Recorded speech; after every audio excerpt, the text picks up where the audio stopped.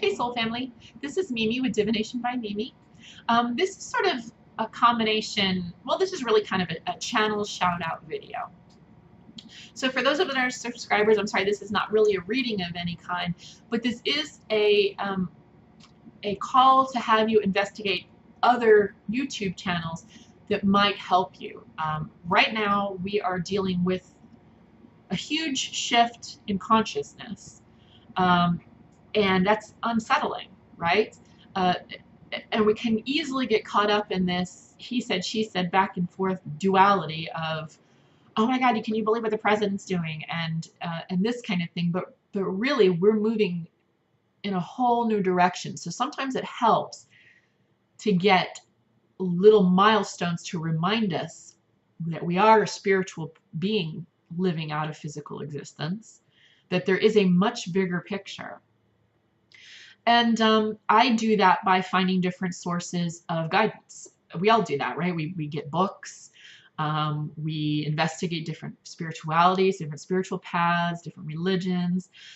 We look at different, people that are sharing their ideas and their take on how things are happening. So that's the purpose of this shout out, this channel shout out, is to kind of get an idea, throw out some people that I have found very helpful in guiding me when I'm feeling kind of, what the hell is going on with this energy? How do I make good, or how do I feel positively, or how do I co-create and manifest in a positive way with the current political environment, if that makes sense. So it's serving two purposes. It's one, to highlight and to what's the word I'm looking for? To highlight and to say that we all are feeling this uneasiness. It's a affirmation that we're all feeling it. It's confirmation that we are all going through a lot, physically, emotionally. Technology is moving in a rapid pace. Uranus is making a massive move. There have been huge moves recently that make our macrocosm, or our world that we live in, the political environment, the philosophical environment, the social media environment. It's changing the landscape of everything. It's making us all question things. I mean, you can see this in the media, in the news. You can see, all sorts of ideas that have long been held and repressed some people and oppressed some people and built up other people. Those are all being called into question now. It's all astrologically explained, but when you're doing it on a day-to-day basis, it's not, you can't say, oh, well, that's why this transit is happening, and that's why, I'm watching the fact that overnight we've bombed Syria, right? And it's being called something that it's not really what it is. Why is all this happening? So that's the point of this video, is to call out and affirm, yes, we are all going through this. We're kind of like little children going, Mom, Dad, what the fuck is going on? Why are we acting this way? Why are people acting this way? Why is the weather the way that it is? Why is the planet, why are the earthquakes happening? Why are they getting like more catastrophic? Why is this always happening to impoverished people or impoverished countries that just had a hurricane hit them, or just had an earthquake or a tsunami hit them? Why is this happening? And particularly the reason I'm bringing this to our attention is it's the 17th of April today. And at the beginning of May, Uranus moves into Taurus. What that means is Uranus is an unpredictable electric planet. It rules Aquarius, so it's about progress. It's about shaking things up. It's about moving, making big moves. It doesn't like things to stagnate. It likes to break up energy and shake things up. And it's moving into the second house of Taurus. Taurus is associated with finance. So we might be looking at unexpected changes to the banking system, to authority systems, court systems, government systems. Things like that. On a literal physical note, Taurus has a lot to do with the planet. This could impact Uranus, this energy. Again, as progressive as it is, its lower octave is that it's completely unpredictable. This could manifest itself in some natural disasters. I'm not trying to scare you. I'm just saying change is inevitable. Change is neither bad or good. It just is. And ultimately, it is always for our evolution, right? As painful and uncomfortable as it is, it's always for our evolution. So since we're all kind of sitting right now in this uncomfortable place of change, what's this mean? What does this mean? What does this mean? I used to feel this way about it. I'm not sure I feel that way about it. What does that mean about me? What does all this mean in the end anyway? Since we're all going through that, that's the reason I'm doing a channel shout out. Okay, so on my channel, I know I don't have a huge following, but for those of you that do follow me, thank you, by the way. I'm speaking to you. So if you go to my channel homepage, where it has that kind of introduction video, over on the right, there's a section called Check Out Some Wisdom. These are some channels that I recommend. Okay, so under Check Out the Wisdom, I have April's Astrology. This is April Shaley. She really focuses on the archetypes. I think she's got a master's in like philosophy, or maybe it's in art, I'm not sure, but we go through a lot of philosophy when you go through art school, or you get a fine arts degree, right? So she covers a lot of the archetypes. I think she's a Thelemite. So she's got a good grasp on the Kabbalah. She's got a good grasp on astrology, obviously. And she's got a brilliant grasp on archetype, because she's really studied archetype. She's also an artist and brilliant belly dancer too. I have a huge girl crush on her, if you can't tell. So she is wonderful for taking the astrological news, that normal astrological weather report, and translating it into archetypes that we can kind of play with, you know, in our minds to make sense of the energy. So she might say, oh, with Venus doing this, or Black Moon Lilith moving here, in this particular world, Black Moon Lilith is going to act this way. So this makes you kind of assimilate the information through archetype, kind of relating it to people that you know. Oh, that reminds me of this gal. She is such a Black Moon Lilith, or that gal, she is so Venus. Do you know what I'm saying? Or this guy, he is so Mars, or that guy, he is so Jupiter. Oh my gosh, promises the world. So she is great for that. So that's April's Astrology, April Shaley. So again, if you go to my page, you can just go to her page right away, click the link, and then check out some wisdom. It'll take you right there. Another one is Pam Gregory. I have her book here. This was one of two. It's make sure I'm showing it to you properly. Yeah. You don't really believe in astrology, do you? This is Pam Gregory. She's got a brilliant channel as well. She breaks down the large astrological events. It's not a zodiac reading, as in Capricorns, you're going to go through this, or Pisces, you're going to go through this. It's more about the large transits occurring. And she breaks it down for you, but she also always remembers, and this is her other book is Co-Creating with the Universe, something like that. I haven't gotten it yet, but it's a really good book. I understand. Basically, she always is reminding you of the power of our thoughts and the power that we have to manifest things. Because again, remember, this is a hologram, and we can kind of program the hologram with the way that we think. So she'll bring you the news, the astrological weather report. She'll bring you the news, but then she will remind you that we have an effect on that. She's also so peaceful and loving, just a beautiful lady. So Pam Gregory's channel, she's there as well. Click on that link, check her out. She's awesome. She kind of calms you down about the changes that are occurring. She tells you what might happen, but she's kind of like a sweet mom in the sense that she'll be like, but it's going to be okay. You know, remember, we can co-create. So, for example, that thing I just told you about Uranus moving into Taurus, possibly having an effect on the planet, she'll remind you, remember, we have an effect on that. So, love her. Moving right along, we have Gregory Scott, another Brit. He does tarot, numerology, and astrology. He does break it down by your zodiac sign, your sun sign, as to what you might feel.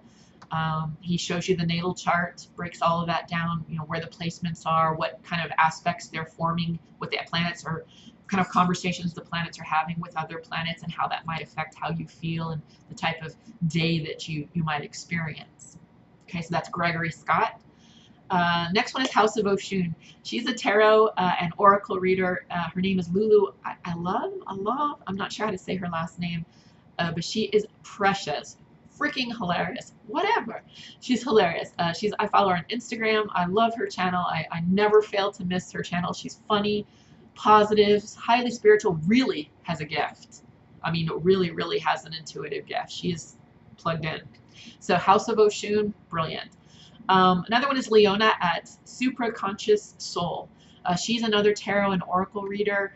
Again, very beautiful lady. She really reminds me of Audrey Hepburn, but she's a really lovely, encouraging, nurturing soul. She explains her readings she breaks things down very slowly and how it applies to your life. So check her out. She is just a lovely lady. I'm connected with her on other social media as well, and she's just a real gem. She's a lovely lady.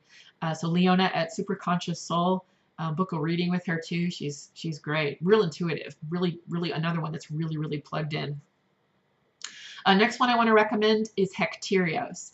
I'm a Hecatean witch. I have been for some time, and he is an oracle of Hecate and a lot of other things. So he is extremely learned in Hecate. He knows Hecate. He also is very learned in the Babylonian and Mesopotamian sagas and those archetypes and how they relate to today. He is an astrologer, but he follows the sidereal astrology, I believe, based on what I've seen. He follows not the Western astrology, but the sidereal. That's the one that has a Fucus as an additional zodiac sign. And it has the placements different. So it goes basically exactly on how the sky is right now versus the idea of planetary progression. That's Hecterios. So another tarot reader, spiritual worker. He's an artisan, and again, extremely learned in the Anatolian and in the Mesopotamian and Sumerian, Persian, that whole part of the world.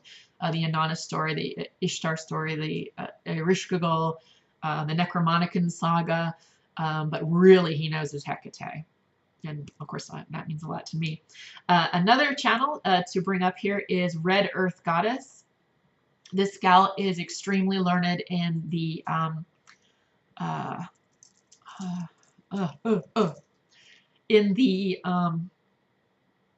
the humanitarian just genocide of the hello, Amy, wake up.